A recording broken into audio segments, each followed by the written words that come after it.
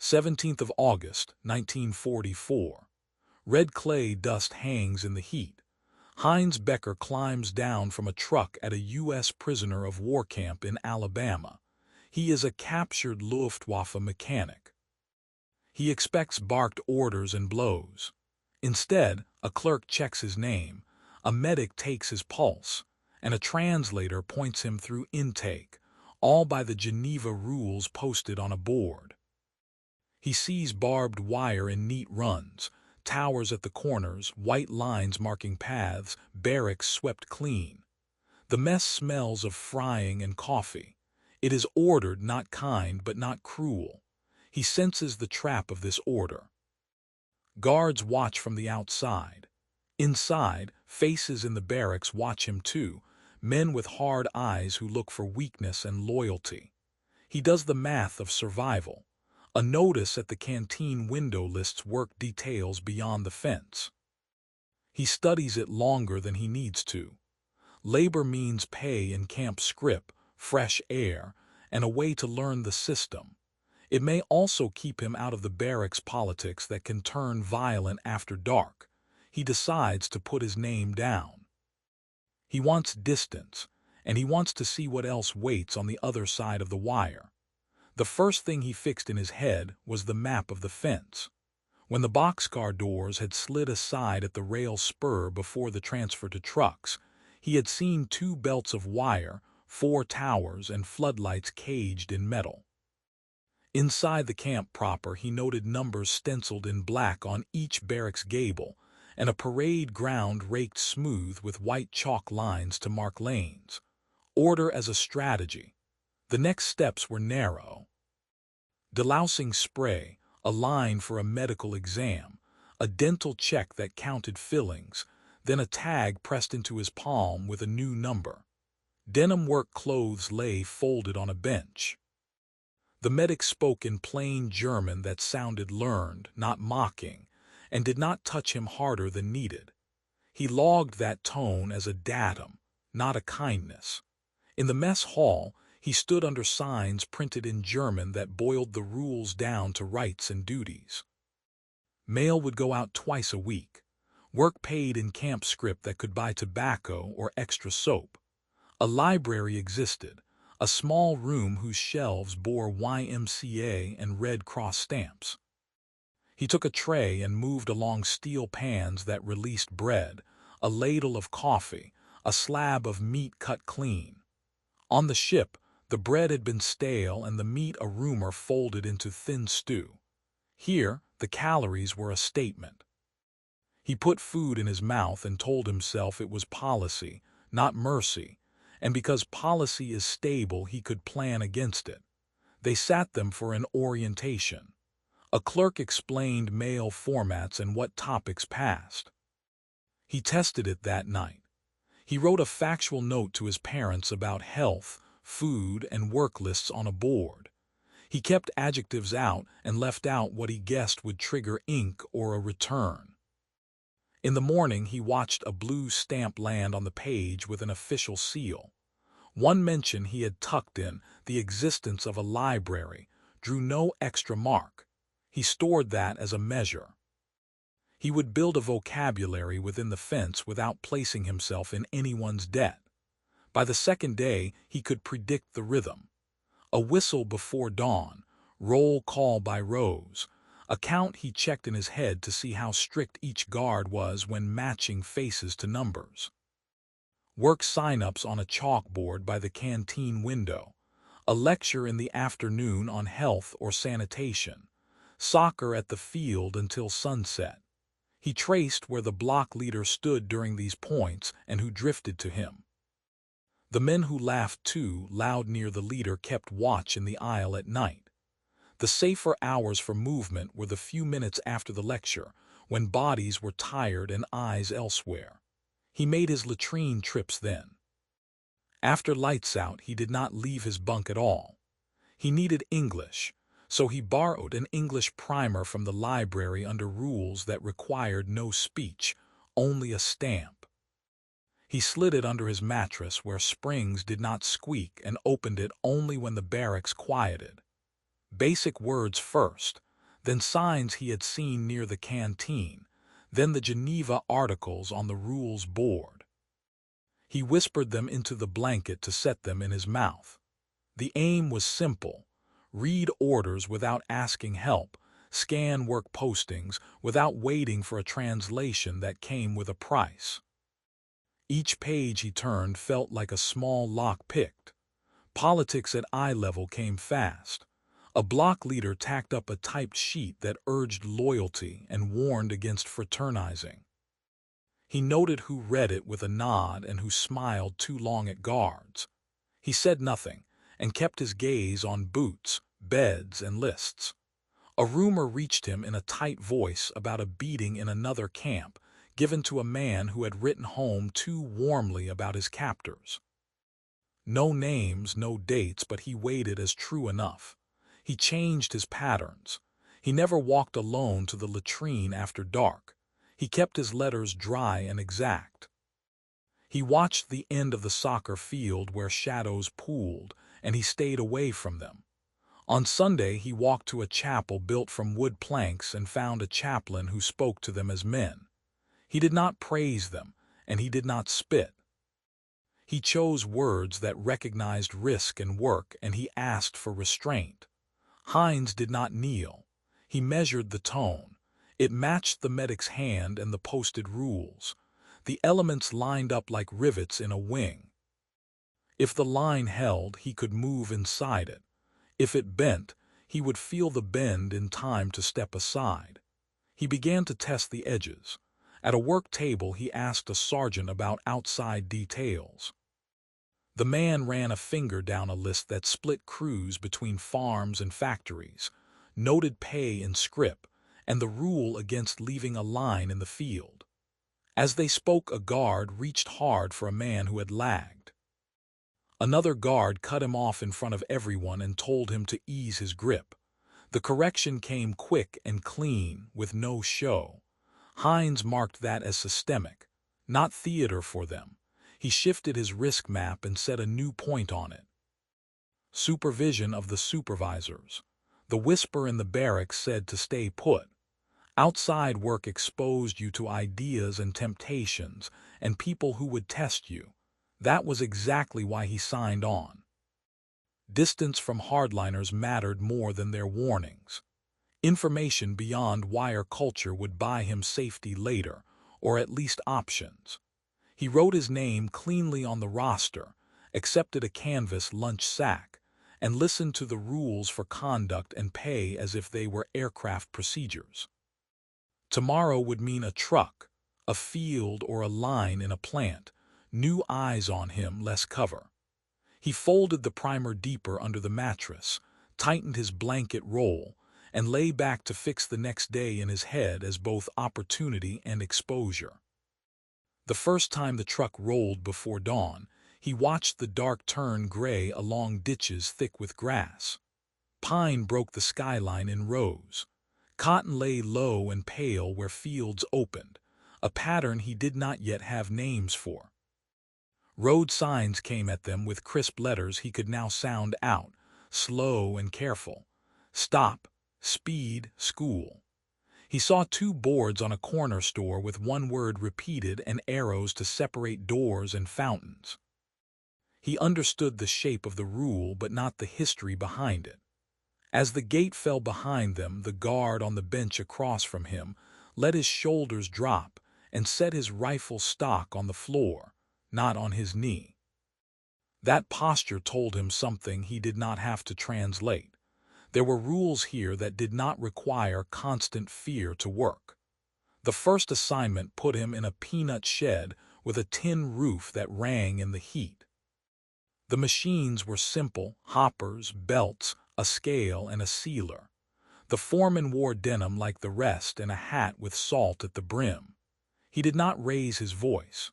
He pointed to the posted rule on brakes and to a number above the scale, then showed with his hands how to lift with knees, not back. He grouped them in twos for bagging so no one took a full weight alone. The method was not kind. It was efficient and exact. He compared it to a tool room he had known near an airfield, where a line boss barked for speed and ignored bruised fingers. Here, the minutes for water came when the clock said, not when the foreman felt generous. A radio by the office window leaked a tune he could not follow, a jingle that rose and fell in an easy loop. At day's end, he watched the tally made with a stub pencil on a board that matched scrip credits to hours and job type. The foreman read the number out once, wrote it down, and moved on. No wink, no extra for a favorite. He logged that regularity as more important than tone.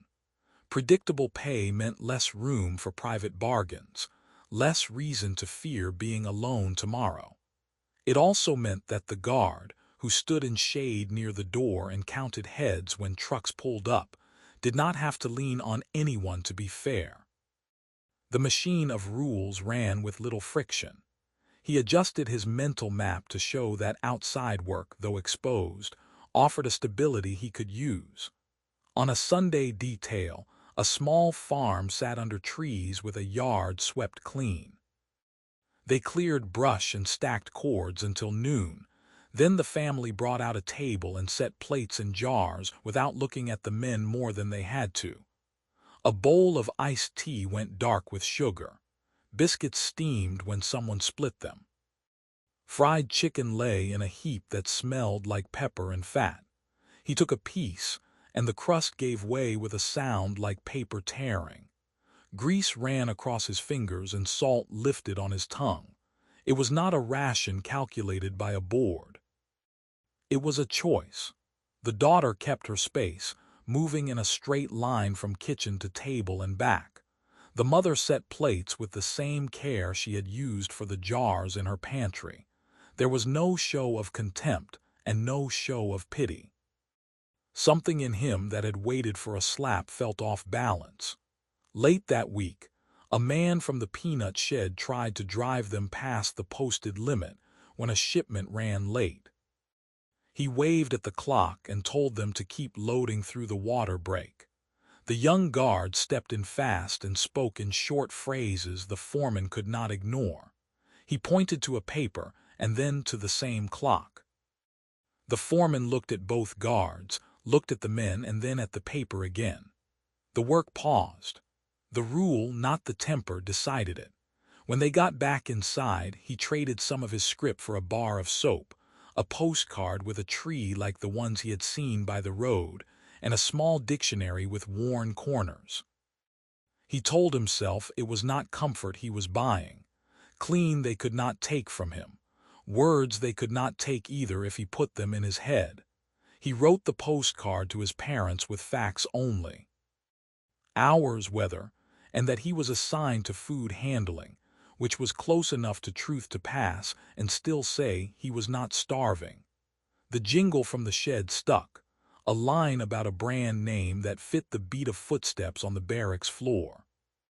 When it rose in him that night, he let a small laugh escape as he crossed the aisle. A man near the block leader turned and named him what a traitor gets named. The word landed like a stone. He did not answer. He altered course. He shifted his bunk nearer to the door where the aisle ran open, and eyes could not trap him between beds.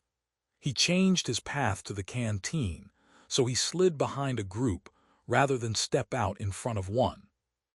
He stopped the habit of humming, and he cleared his face when jokes from outside tried to follow him inside. The aim was to reduce the signatures he gave off and make no sound a hard ear could hook on. A rumor came 2 days after, low and flat, about a murder in another camp when a man wrote too warmly about his work. No names, no dates, enough detail to carry weight. A latrine, a blow, a leader who told others to look away. He accepted it as a pattern, not a scare. He adjusted his letters again, tighter now. Family and weather, the shape of a tree, the thickness of dust, the number of crows on a fence. He wrote nothing about taste, nothing about ease, and let the accumulation of mailed cards say what he could not write plain. At the education desk, he asked to be listed for English classes that had practical on the sign. When asked why, he kept his reasons simple in front of others. Repatriation would go easier if he could follow an instruction. He made sure to say nothing about wanting to understand the people he worked among, though that was true.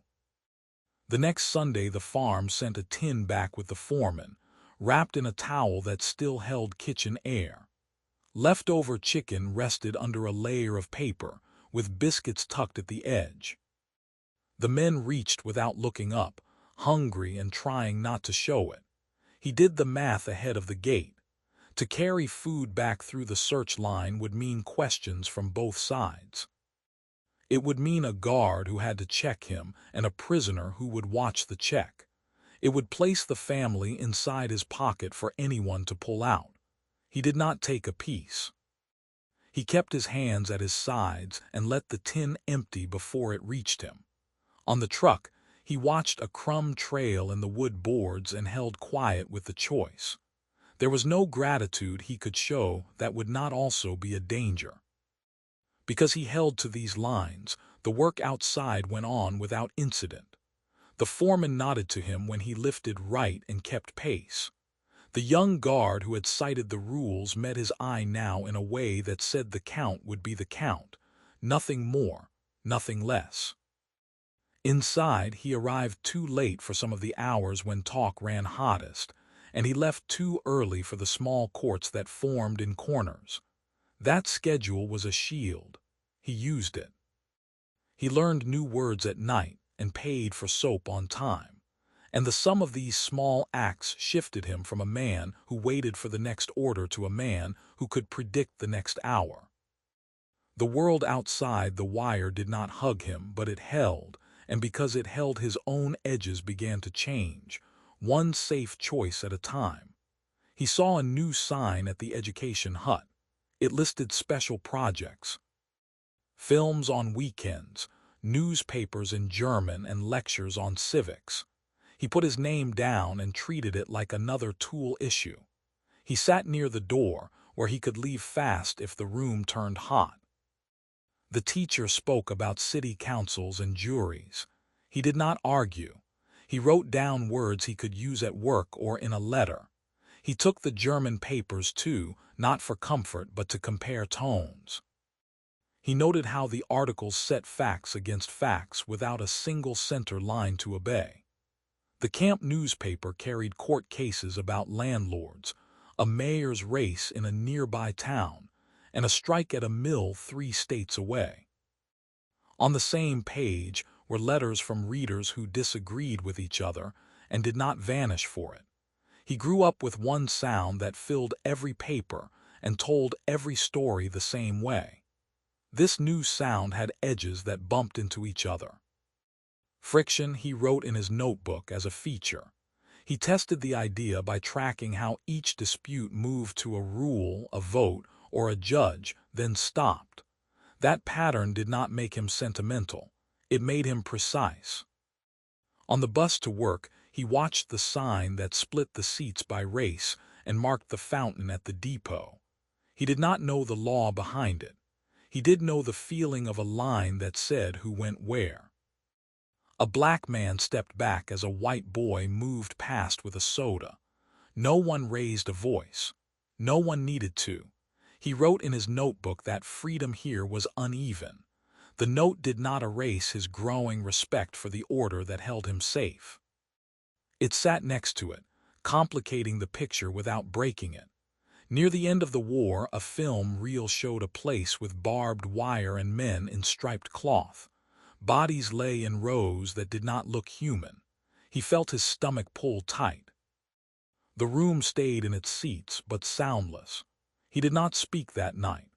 The next day he stacked sacks with the same care he had used to line up rivets in a wing.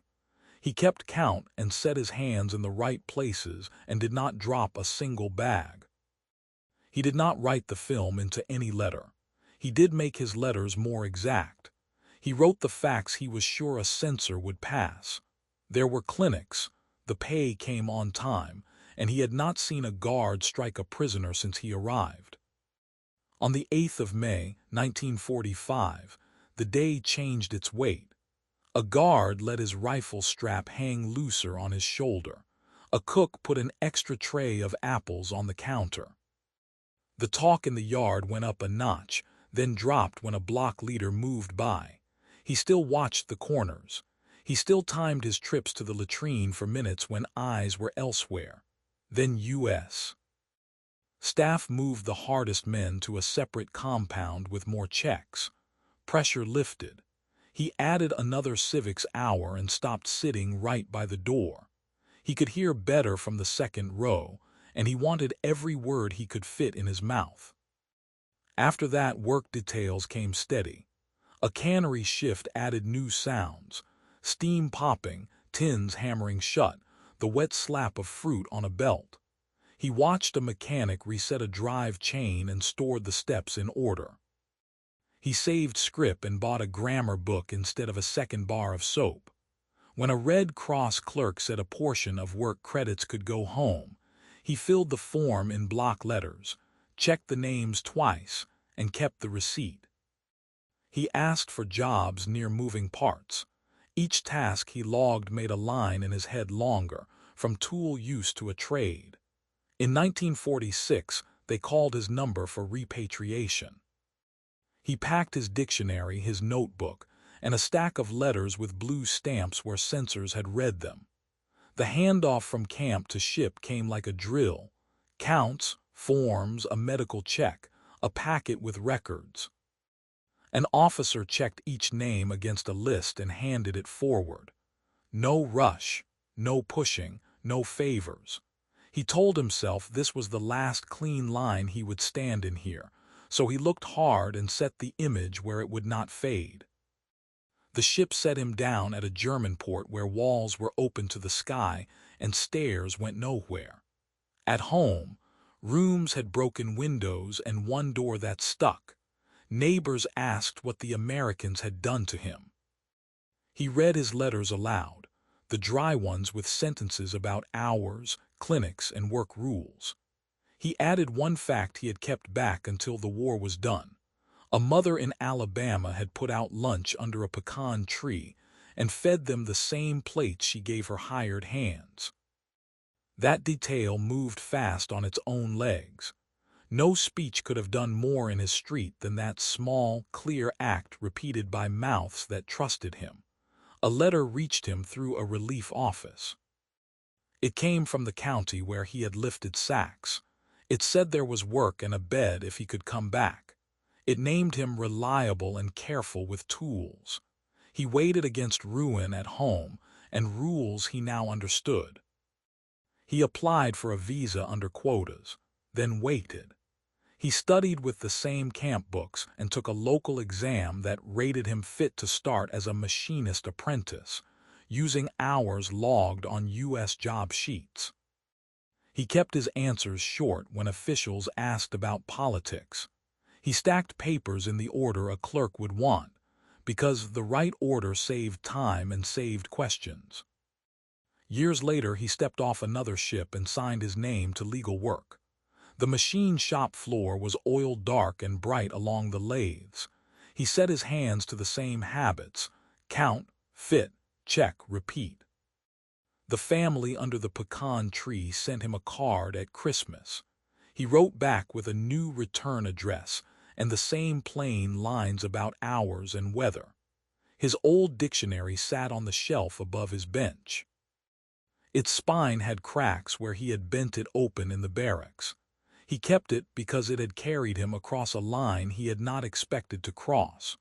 What stayed with him was not a speech, but a system that worked when no one was watching and a lunch that came without a price.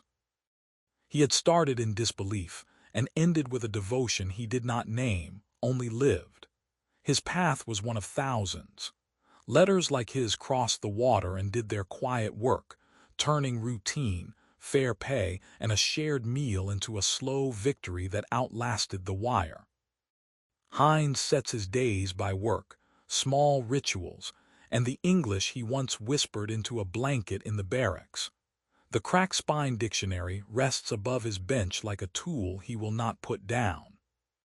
The blue-stamped letters he carried home say the same simple things: rules that held, pay on time, and a lunch under a pecan tree that came without a price. From red clay and barbed wire to oil-dark lathes, disbelief narrowed into a steady devotion he never named. And because his road was one of thousands, those unforced acts, fair rules, clean work, and fried chicken shared in the shade, shifted more loyalties than any speech, a quiet victory that outlasted the wire.